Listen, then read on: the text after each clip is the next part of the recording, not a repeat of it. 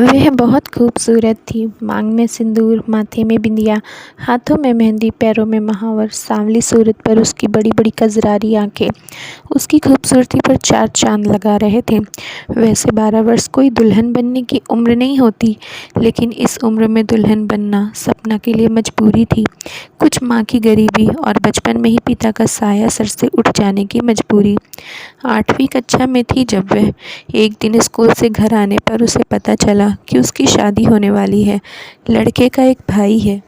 लड़के के पिता नहीं हैं, लेकिन अपने पीछे इतना छोड़ गए हैं कि दोनों भाई आराम से अपनी ज़िंदगी बिना परेशानी के गुजर कर सकें। घर में हीरे का काम था, जो काम अभी तक मनोज के पिता देखते आ रहे थे, लेकिन अब उनके ना होने पर सपना का होने वाला पति मनोज देख रहा था।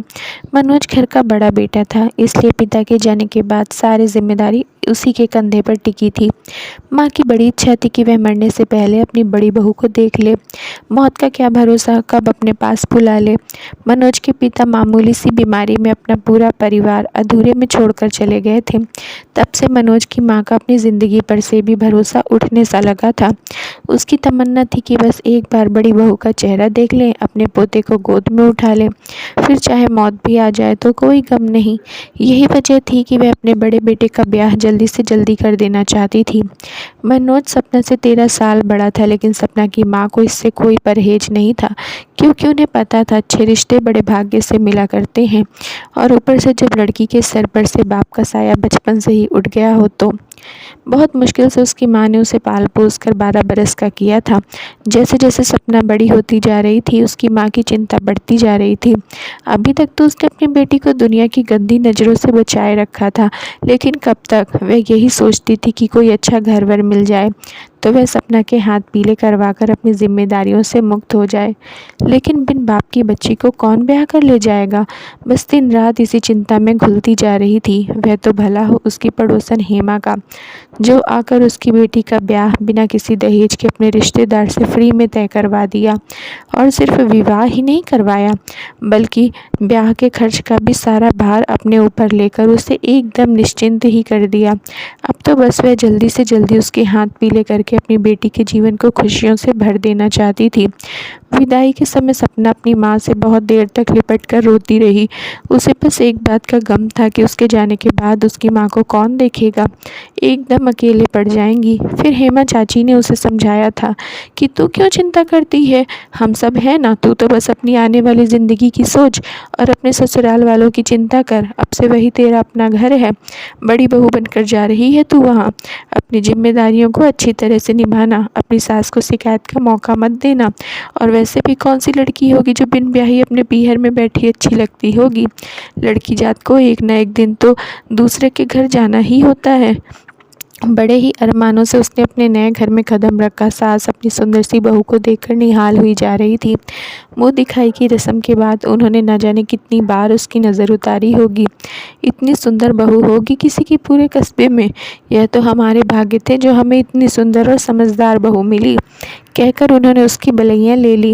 सपना को आए हुए 1 हफ्ता बीत चुका था, लेकिन मनोज ने सपना की सूरत भी नहीं देखी थी। उसकी माँ ने सपना से दूर रहने की सख्त हिदायत जो दी थी। बहू देखने की इच्छा में वह सपना को अपने बेटे के लिए ब्याह तो लाई, मगर जानती थी कि सपना अभी अपनी गृहस्थ जीवन की शुरुआत करने के लिए परिपक्व नहीं है, इसलिए वह सपना को अपने कमरे में अपने पास ही रखती थी। मनोज अपनी माँ के इस फैसले से कभी कभी बहुत गुस्सा हो जाया करता था। यह माँ भी ना, जब सपना को मुझसे दूर ही रखना था तो हमारा ब्याह ही क्यों करवाया, और अगर करवाया भी तो इतनी छोटी लड़की से करवाने की क्या ज़रूरत थी। क्या उन्हें पहले से सपना की उम्र पता नहीं थी। चलो दूर रखने का कारण तो समझ में आता है, लेकिन अब यह क्या बात हुई कि मैं अपनी ही लुगाई की सूरत भी नहीं देख सकता। जब भी उसके घुंघरू की आवाज़ सुनता, उसका मन उसकी एक झलक पाने को बेताब रहता, लेकिन माँ के आगे बेबस हो जाता। धीरे धीरे सपना को 1 महीना बीत चुका था, और इस घर में 1 महीने में वह अपने परिवार से बहुत घुल मिल चुकी थी, सिवाय अपने पति के। कितनी विचित्र बात थी ना, जिसके लिए सब कुछ छोड़कर आई और इसी से कोई सरोकार नहीं। खाना परोसने जाती थी उसे, वह भी अपनी सास की उपस्थिति में घूंघट डालकर। उसका देवर तो उससे उम्र में बड़ा था, लेकिन वह उससे एक माँ की तरह व्यवहार करती थी। उसका देवर भी उसे माँ का ही दर्जा देता था और उसकी उतनी ही इज्जत करता था जितनी अपनी माँ की। सास तो अपने पास पड़ोस और रिश्तेदारों से उसकी सुंदरता, उसकी सरलता और समझदारी की गुणगान करते नहीं थकती थी और मन ही मन में चाची को धन्यवाद देती, जिनकी वजह से उन्हें सपना जैसी बहू मिली। सपना भी अपनी सास का ख्याल बेटी की तरह रखती थी। उसकी सास की माने तो सपना सर्वगुण संपन्न थी।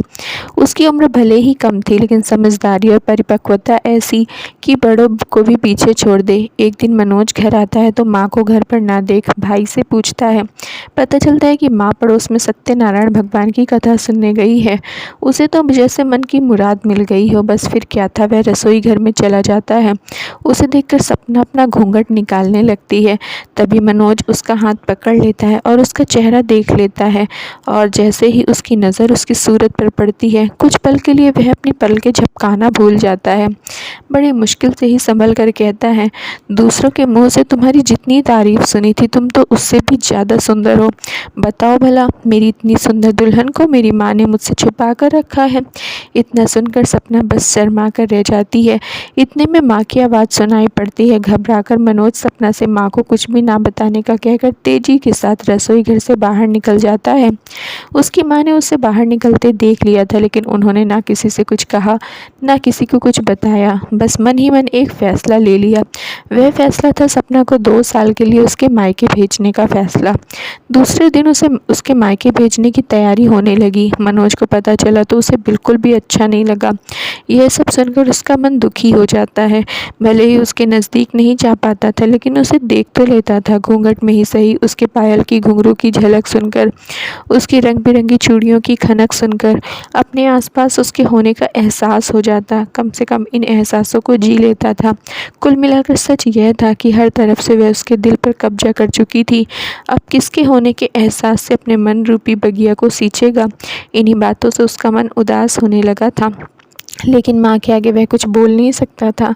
अब जब माँ का यही फैसला है तो ठीक है, यही सोचकर उसने अपने दिल को समझा लिया और भारी आंखों से उसे छुप कर जाते हुए तब तक देखता रहा जब तक उसका भाई उसे लेकर उसकी आंखों से ओझल नहीं हो गया।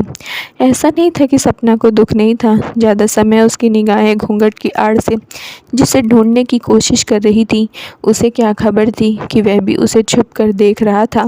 सपना 2 साल के लिए अपनी माँ के घर आ गई। सपना की माँ अपनी बेटी के मुंह से उसके ससुराल वालों की बड़ाई सुनकर अपनी बेटी के भाग्य को वारी जाती हैं और उसकी नज़रें उतारने लगती हैं। माँ, जानती हो, जब हम आ रहे थे तो अम्मा बहुत रो रही थी और देवर जी भी बहुत दुखी थे। वह तो माँ ने बहुत समझाया, तब जाकर हमें यहाँ पहुँचाने को राजी हुए। कहते हुए ससुराल में मिले अपने जेवर दिखाने लगती है। जानती हो माँ, यह कान की बालियाँ हमें मामी ने दी थी और यह अंगूठी हमें मौसी ने, और ये कान के टॉप्स देख रही हो, ये बड़ी बुआ ने दिए थे और ये छोटी बुआ ने राधे कृष्ण जी की मूर्ति दी थी। कह रही थी इन्हें अपने से दूर मत करना। कहते हुए ससुराल में मिले जेवर दिखाने लगती है। सपना की माँ उसकी बातों को बड़ी गौर से सुनती जाती है और हूँ करके मुस्कुराती जाती है।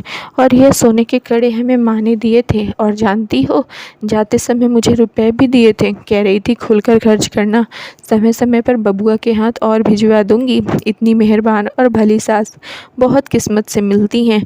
सपना, ज़रूर तूने पूर्व जन्म में अच्छे कर्म किए होंगे जो तुझे इतना अच्छा घर परिवार मिला है।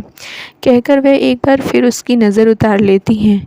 वह तो भला हो तेरी हेमा चाची का, जिसने मुझे जैसे गरीब की इतनी मदद की, वरना आजकल के ज़माने में तो छीन कर खाने से पीछे नहीं हटते। सपना को आए 3 महीने के पार हो गए थे, लेकिन ससुराल की कोई खबर नहीं मिल रही थी। इधर बीते हफ्तों से सपना को ससुराल की बहुत याद आ रही थी।